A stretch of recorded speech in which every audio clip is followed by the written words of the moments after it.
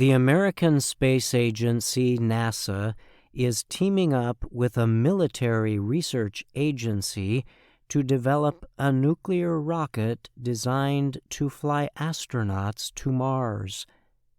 NASA recently announced it would partner with the U.S. Defense Department's Defense Advanced Research Projects Agency, or DARPA, on the effort. As the military's research and development group, DARPA has historically helped lead many notable inventions, including the beginnings of the Internet. NASA Administrator Bill Nelson said the first nuclear-powered rocket test flight could be launched as soon as 2027. The developing technology is called nuclear thermal propulsion. A rocket powered with this technology can travel much faster than with traditional chemical propulsion systems. NASA has long studied nuclear thermal propulsion for possible use for space travel, but its last engine tests using the technology took place more than 50 years ago. The government ended the development program for budget reasons and because of tensions linked to the Cold War.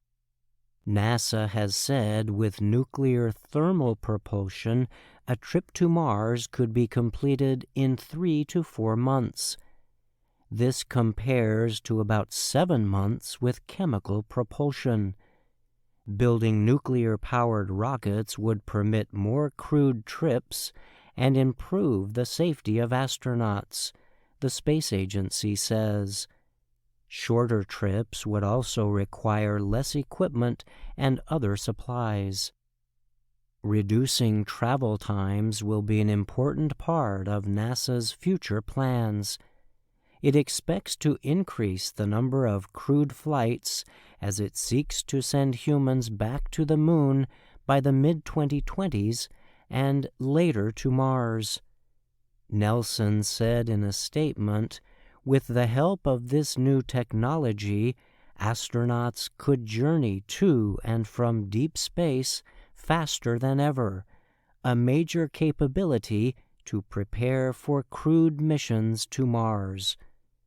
Nuclear thermal propulsion engines operate at a far higher energy density and are twice as efficient as rocket engines, officials say. The U.S. Department of Energy describes on its website how a nuclear thermal propulsion system works.